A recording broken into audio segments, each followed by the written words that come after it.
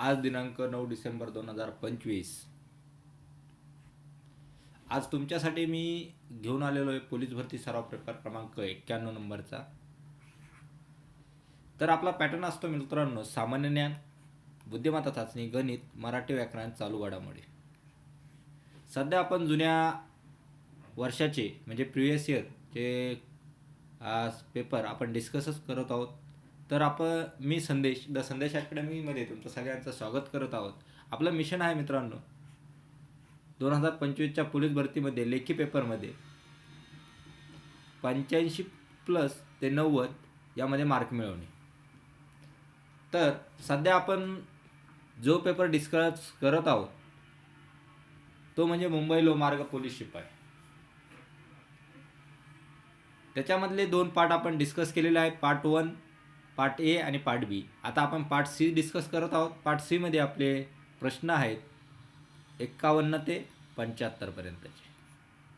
तर चला आज आपण पहिला प्रश्न बघूया.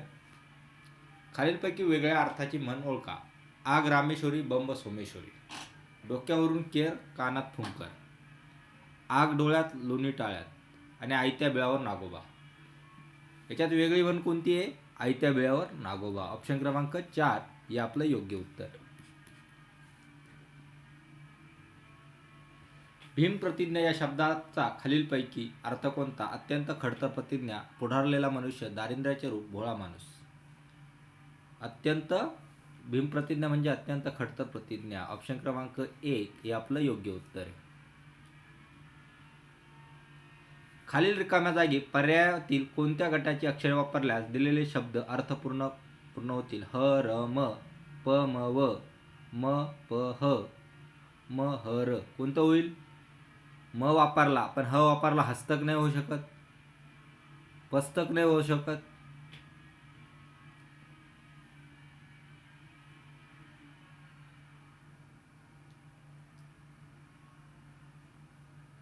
तर काय होणार आहे? ऑप्शन क्रमांक 3 म म्हणजे मस्तक, हा पला पुस्तक आणि तिसरा हस्तक. ओके, असे 3 अक्षर आपले बनणार आहे. ऑप्शन क्रमांक 3 हे आपलं योग्य उत्तर असणार आहे मित्रांनो. चला पुढचा प्रश्न. केशवसूत यांचं टोपण नाव काय होतं? प्रल्हाद केशव अत्रे, राखे कानेटकर, लोकमान्य टिळक, कृष्ण केशव दामले. काय होतं? कृष्ण केशव दामले. ऑप्शन क्रमांक 4 हे आपलं योग्य उत्तर आहे. खालीलपैकी ऱ्हस्व स्वर कोणता? अ, ई, औ, ए. कोणता आहे ऱ्हस्व स्वर? अ. ऑप्शन क्रमांक 1 हे योग्य उत्तर. मराठीत कोणत्या प्रकारचे स्वर असतात? ऱ्हस्व स्वर आणि दीर्घ स्वर, हे 2 स्वर असतात. दीर्घ म्हणजे दीर्घ आणि ऱ्हस्व म्हणजे शॉर्टकट. आता ऱ्हस्व स्वर मध्ये काय कोणकोणते स्वर येतात? अ, ई, उ, रू. कोणते येतात? अ, ई,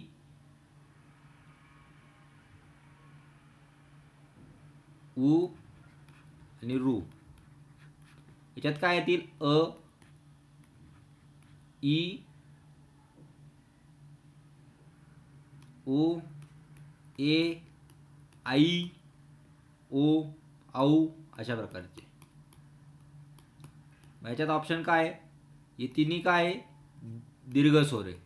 आपल्याला काय विचारला? ऱ्हस्व स्वर. त्यामुळे हा काय झाला?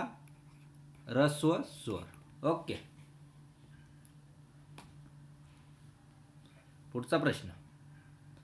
खालीलपैकी कोणते भाववाचक नाम नाही? धैर्य, शौर्य, सौंदर्य, गोदावरी. कोणतं रे? गोदावरी. ऑप्शन क्रमांक 4 गोदावरी हे भाववाचक नाम नाहीये. ते काय? व्यक्तिवाचक नाम आहे. गोदावरी हे कोणतं नाम आहे? हे धैर्य, शौर्य आणि सौंदर्य हे भाववाचक आहे आणि गोदावरी हे व्यक्तिवाचक नाम आहे.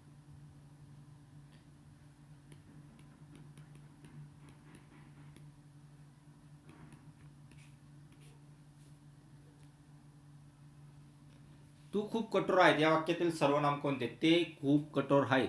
कोणते? ते. ऑप्शन क्रमांक 1.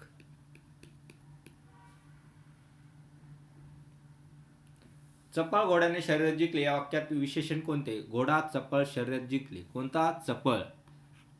ऑप्शन क्रमांक 2.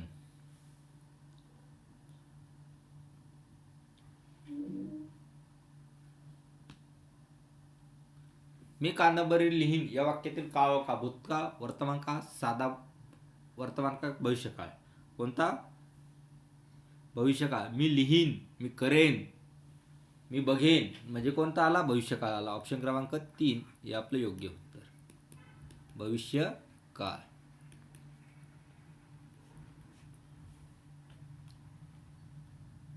पुढचा प्रश्न. भाव्य प्रयोगाचे उदाहरणे ओळखा. तो मुलगा पेढे खातो. मी कामावरून आलोच आहे. सिंहाकडून गाय मारली गेली. आईने मुलास समजावले. भाव्य म्हणजे आताच मी तुम्हाला सांगितलं होतं भाववाचक.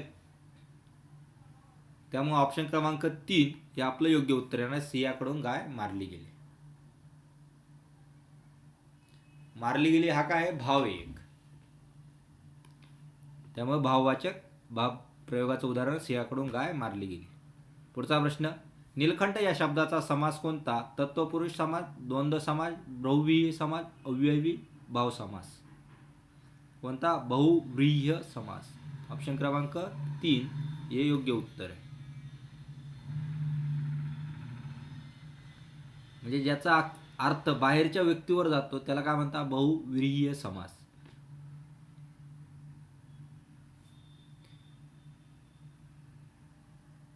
व्यंजन प्लस स्वर काय म्हणतात? शब्द, जोडाक्षर, अक्षर, वाक्य. काय म्हणतात? अक्षर. ऑप्शन क्रमांक 3 हे योग्य उत्तर.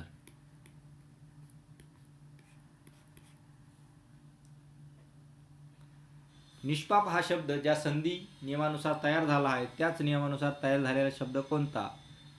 संचार, दुष्काळ, पुरस्कार, दुःख. कोणता झालेला आहे?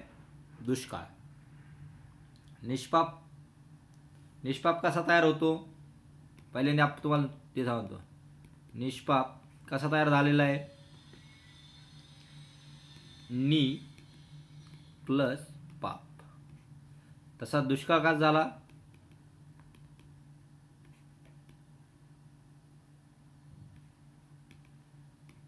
दुष प्लस काळ. त्यामुळे ऑप्शन क्रमांक 2 हे आपलं योग्य उत्तर आहे.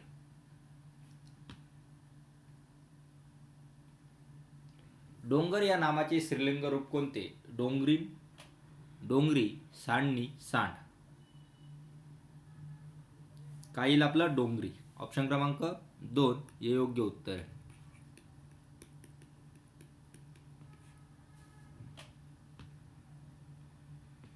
मराठी भाषेतील पहिली सामाजिक कादंबरी यमुना पर्यटन कोणी लिहिले?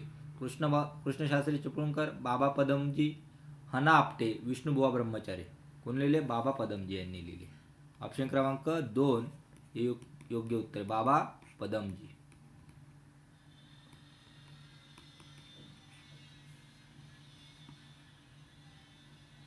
क्रियाविशेषण अधिक माहिती सांगणाऱ्या अव्यय शब्दाला काय म्हणतात? क्रियाविशेषण अव्यय. उभयनामी शब्दायोगी परिणामवाचक. काय म्हणतात? क्रियाविशेषण अव्यय. शब्दाविषयी क्रियाविशेषणाविषयी अधिक माहिती सांगणाऱ्याला क्रियाविशेषण अव्यय असे म्हणतात. डायरेक्ट व्याख्या झालेली मित्रांनो. तू नोकरीला लाग नाहीतर आपली आर्थिक स्थिती ढासळ यातील उभयनामी शब्द ओळखा. तू, नोकरी, आर्थिक स्थिती, नाहीतर. कोणती आहे? नाहीतर. ऑप्शन क्रमांक 4.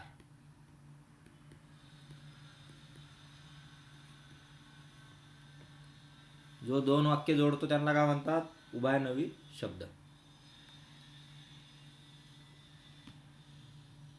सीताने डाळिंब खाल्ले. प्रयोग ओळखा. कर्मणी, कर्तरी, भाव, कर्त, कर्म, समकरण. कोणता? कर्मणी. खाल्ले काय याच्यात? कर्मणी. कर्म केले, खाल्ले. ऑप्शन क्रमांक 1.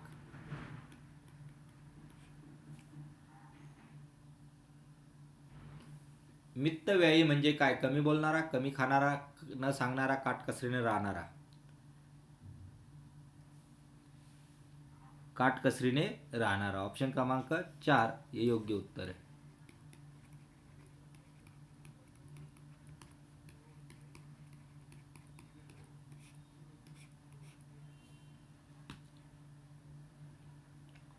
पायापासून डोक्यापर्यंत या शब्दसमूहासाठी योग्य शब्द निवडा. आपादमस्तक, आपादमस्तक, आपादमस्तक, शीर्षासन. कोणतं येईल? अपादमस्तक म्हणजे पाय आणि डोके. ऑप्शन क्रमांक 2.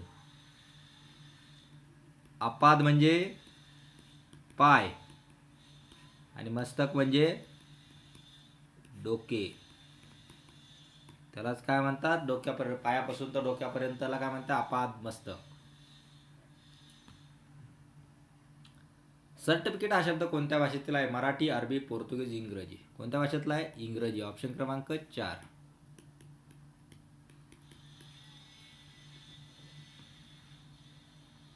जगन्नाथ या शब्दाचा विग्रह कसा होईल? जगत प्लस नाथ, जग प्लस नाथ, जगन्नाथ प्लस नाथ, जग प्लस राथ.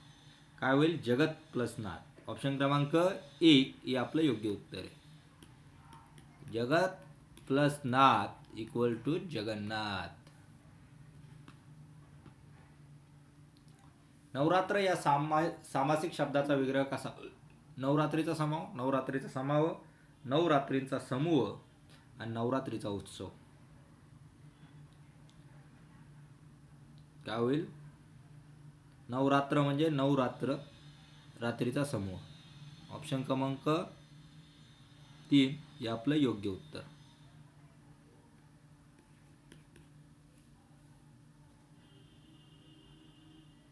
पुढीलपैकी कोणत्या पर्यायातील पक्ष हा शब्द पक्षधार्ता या अर्थाने वापरला आहे? त्याचे पक्ष घेऊन भांडायला येऊ नकोस, तो एक पक्षाचा पुढारी आहे, त्या जखमी पक्षाला कसे उडवता येईल? प्रत्येक मराठी माणसात 2 पक्ष असतात. पक्ष घेणे म्हणजे बाजू घेणे. थोडक्यात काय येईल? त्याचा पक्ष घेऊन भांडायला येऊ नकोस म्हणजे त्याची बाजू घेऊन आमच्यासोबत भांडायला येऊ नकोस म्हणजे ऑप्शन क्रमांक 1 हे आपलं योग्य उत्तर आहे मित्रांनो. पुढचा प्रश्न. वंदन या शब्दातील अनुस्वार काढून टाकल्यास नवीन तयार होणारा शब्दाचा अर्थ काय? वदन होईल. वदनचा अर्थ काय? वदन या शब्दाचा अर्थ आहे मित्रांनो मुख किंवा शरीर. ऑप्शन 1 आणि 3 हे दोन्ही बरोबर आहे. 1 आणि 3 याच्यातलं कोणतंही टिक केलं तुम्ही तरी तुम्हाला मार्क मिळाले असते पेपरला. वदन या शब्दाचा समानार्थी काय आहे? मुख, शीर इत्यादी. अशा प्रकारे मित्रांनो तो आजचा आपला मुंबई लोहमार्ग पोलीस शिपाईचा 75 पर्यंतचा पेपर बघितलेला गेला आहे. तर आजच्या पेपरपैकी तुम्हाला 25 मार्कापैकी किती मार्क मिळाले ते तुम्ही मला कमेंट बॉक्समध्ये कळवायचे. व्हिडिओ आवडला असेल तर नक्की लाईक करायचा आहे, शेअर करायचा आहे, तुमच्या मित्रांना सांगायचं आहे. काही त्रुटी, काही तुम्हाला अडचण वाटल्या असं कमेंट करून आम्हाला कळवायचे आहे. जर चॅनलला नवीन असाल तर चॅनलला सबस्क्राईब करा आणि दररोज डेली संध्याकाळी 7 वाजता तुम्हाला लेक्चर बघायला मिळत आहेत. आणि तुमच्या या परीक्षेच्या माझा काही थोडासा वाटा राहावा त्यासाठी हा आपण प्रयत्न किंवा प्रश्न ॲनालिसिस करत आहोत. आज आपण येथेच थांबूया. जय हिंद, जय भारत.